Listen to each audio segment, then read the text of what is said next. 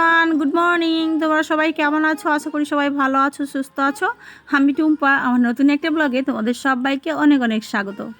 এখন বাজে সকাল 7:30। আজ হচ্ছে রবিবার। আমি কিন্তু 1-2 দিন ধরে না একেবারেই ভিডিও শ্যুট করতে পারছি না। অনেকটা মানসিক চাপে রয়েছি বলতে পারো, মানে টেনশানেই রয়েছি। আর ওই জন্যই কিন্তু ভিডিও ভালো মতো শ্যুট করতে পারছি না। আর সেই জন্যই কিন্তু রবিবারের ভিডিওটা তোমাদেরকে মঙ্গলবার দিন দিচ্ছি। আর এই যে দেখো, একজন পুচকু চলে এলো আমাদের বাড়িতে সকাল সকাল। আমার মেয়ের সঙ্গে ও প্রায় দিনই আসে এখানে খেলা করতে, আজকেরও চলে এসছে। আর মামাম সোনা ঘুম থেকে উঠে ওর ব্রাশ করা হয়ে গেছে, এখন এই যে বিস্কিট খাচ্ছে। আর ও এই যে এলো পুচকুটা, ওর সঙ্গে এখন খেলা করবে। তো আজকের মামামকে পড়তে বসায়নি, তো একটা মানে কাজে বেরোবো, তো সেই জন্যেই। তো কোথায় যাব না যাব অবশ্যই সবটাই তোমাদের সঙ্গে শেয়ার করব। ব্লগটা কন্টিনিউ করতে থাকো, আশা করি আজকের ব্লগটা তোমাদের অনেকটাই ভালো লাগবে। তো সকালে কোনো বাসি কাজ তোমাদের সঙ্গে শেয়ার করা হয় না, তো মন মেজাজটা সত্যিই ভালো নেই। আর জানো তো, মানুষ একটা টেনশানে থাকলে না কোনো কিছু করতেও মন লাগে না, তাই না? তো সেই জন্যেই। আর এই যে দেখো, বাসি জামা কাপড়গুলো সার্ফ জলে চুবিয়ে দিয়েছিলাম, সেগুলো এখন কাচাকুচি করে রোদ্দুরে মিলে দিচ্ছি। আর আজ হচ্ছে রবিবার, আর আজকের দিনটা কিন্তু আমাদের সবার কাছে, পৃথিবীর সমস্ত সন্তানের কাছে একটা স্পেশাল দিন, তাই না? আমার কাছেও খুবই স্পেশাল। তো এই দিনটাতে মাকে কখনো কোনো কিছু দেওয়া হয়ে ওঠে না, তো এবারে ভাবছি মাকে কিছু একটা দেব। তো সেই জন্যই সকাল সকাল এই যে দেখো, স্নান টান সেরে এখন পুজো দিয়ে নিচ্ছি। আমার ভোলেনাথের মাথায় জল দিলাম, আর এখানে রয়েছে মা লক্ষ্মী, নারায়ণ, গণেশ, সবাইকে পুজো দিয়ে খাওয়া দাওয়া করে নেব, নিয়ে রেডি সেডি হয়ে বেরিয়ে পড়বো। ফাইনালি দেখো রেডি হয়ে গেছি। তো কোথায় যাব? বাবার বাড়িতে যাব, ওই জন্যই রেডি হয়েছি। আর মামাম সোনা আমার সামনেই এগিয়ে এগিয়ে যাচ্ছে। আর এই যে দেখো, ভ্যানিটি ব্যাগ নিয়েছে আর একটা বাজার ব্যাগ।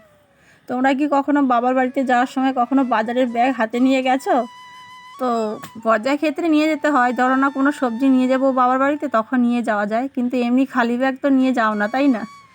আসলে কি বলো তো, আজকের আমাদের এখানে হাটবার, ওই জন্য ভাবলাম যে একটা দোকানে ব্যাগটা রেখে দিয়ে যাব, আর বাবার বাড়ি থেকে ফিরে আসার সময় কিছু সবজি নিয়ে আসবো, সেই জন্যই ব্যাগটা নিয়ে যাচ্ছি। মন থাক হারালে মাঝে মাঝে ছুঁতে আসা,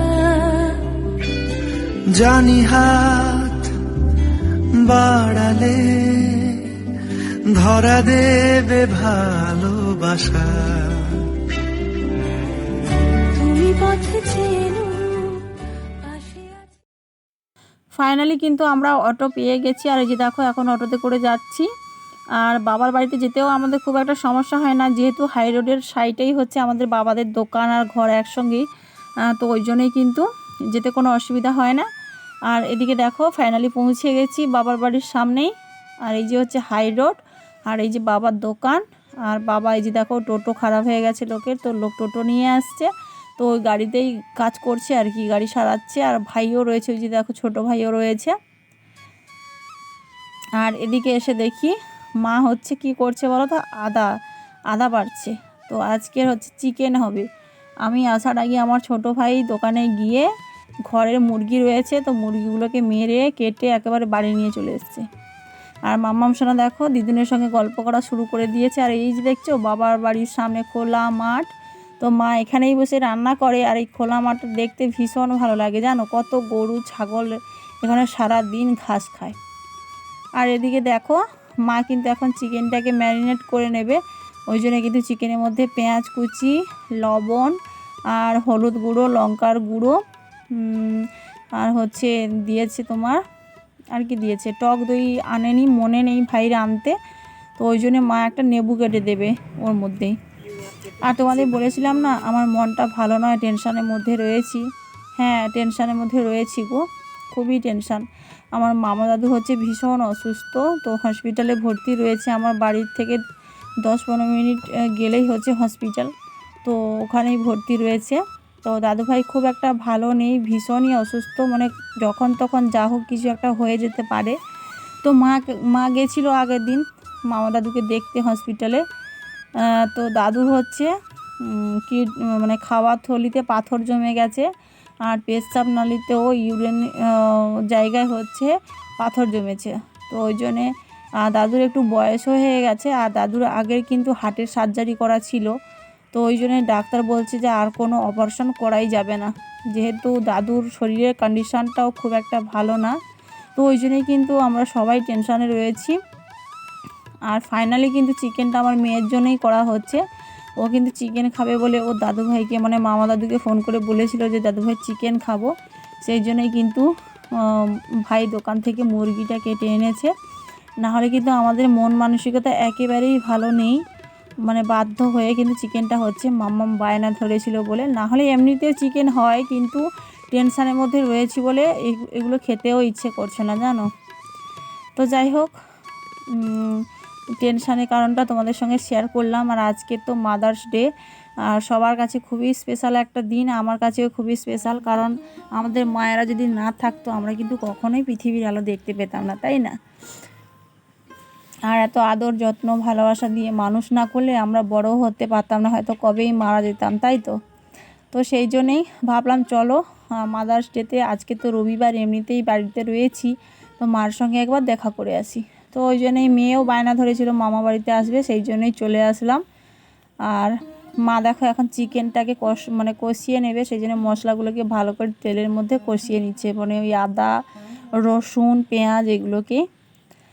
আর কি বলতো, হ্যাঁ, মাদার্স ডেতে পৃথিবীর সমস্ত মাকে জানাই আমার অনেক অনেক শুভেচ্ছা ও ভালোবাসা, বুক ভরা ভালোবাসা।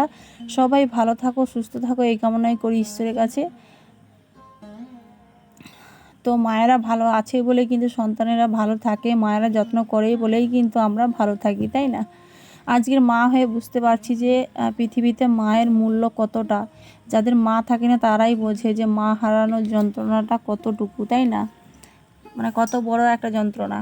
আমাদের মা রয়েছে তো আমরা বুঝতেই পারি না, কিন্তু যাদের নেই তারা অনেকটাই বোঝে, তাই না? তো চলো ফাইনালি তো মা চিকেনটা এখন কষিয়ে নিচ্ছে, আর আমার মেয়ে বায়না করছে চিকেন খাবে চিকেন খাবে। মা বলছে দাঁড়া আগে তো চিকেনটা কষাতে দে, তো কাঁচাগুলো খাবি নাকি। তো ফাইনালি চিকেন কষিয়ে যে দেখো মা দিয়েছে, আমাদের ছোটোবেলা থেকে এরকম মা চিকেন কষিয়ে আমাদের খাওয়াতো জানো, আর এখনও পর্যন্ত দেয়। আর ওই জন্য মাম্মামকে আমি একটু খাইয়ে খাইয়ে দিচ্ছি, আর আমি একটু খাচ্ছি। তো আজকে কিন্তু মায়ের জন্য একটা স্পেশাল গিফট এনেছি, সেটা তোমাদের একটু পরেই দেখাচ্ছি। আর রান্নাবান্নার পরেই কিন্তু আমরা এই যে খেতে বসে গেছি। বাবা ভাই আমার মেয়ে ঘরের ভিতরেই খাচ্ছিল। আমি মাকে বললাম মা প্রচণ্ড গরম, এখানে একটু হাওয়া বাতাস আসছে, তুমি আমাকে এখানেই দাও, মানে রান্নাঘরের সাইডে। তো মাও বসে গেছে আমার সঙ্গে খেতে। খাওয়া দাওয়া করে মা গেছিলো ছাগলগুলোকে জল খাওয়াতে মাঠে। তো মাকে বললাম মা তাড়াতাড়ি আসো, আমি বাড়ি যাব। বলতে মা তাড়াহুড়ো করে এলো। আসার পরে এই যে দেখো মা যেন একটা গিফট এনেছি, হচ্ছে এই যে কানের। তোমরা লক্ষ্য করবে এগুলো আমার কানে থাকে সেম এরকমই, শুধু ডিজাইনটা একটু আলাদা। কানে থাকে এগুলো, পরলে কি বলো তো গরমকালে না কানে কোনো ব্যথাও হয় না, আর চিপিয়েও থাকে না। মা যে স্ট্যাপগুলো পরেছিল ওগুলো মার কানে ভীষণ ব্যথা করতো।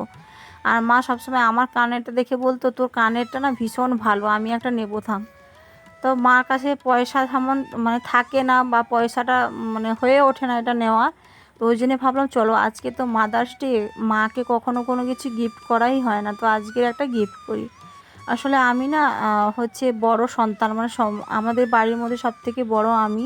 তো আমার জীবনে অনেক শখ ছিল জানো, অনেক স্বপ্ন ছিল যে আমি বাড়ির বড় সন্তান, আমি মা বাবাকে মানে নিজে কিছু একটা করতে চাই, মা বাবার পাশে দাঁড়াতে চাই, কিন্তু সেটা কখনোই হয়ে ওঠেনি। বলে না মানুষ যেটা স্বপ্ন দেখে সেটা কখনোই পূরণ হয় না, আর আমার জীবনেও সেটা হয়নি। জানি না কবে হবে, কবে ভগবান আশীর্বাদ দেবে।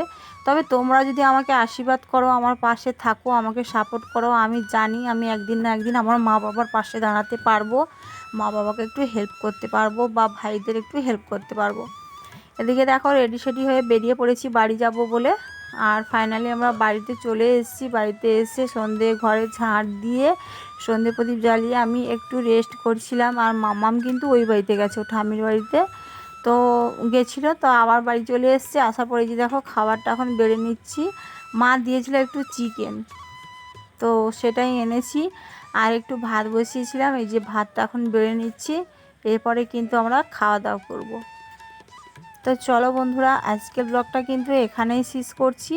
যদি তোমাদের ব্লগটা ভালো লেগে থাকে তবে বন্ধুরা ভিডিওতে একটা লাইক করো, একটা কমেন্ট করো, আর ভিডিওটা ভালো লাগলে শেয়ার করে দিও, আর চ্যানেলটা সাবস্ক্রাইব করে আমাদের পাশে থেকো।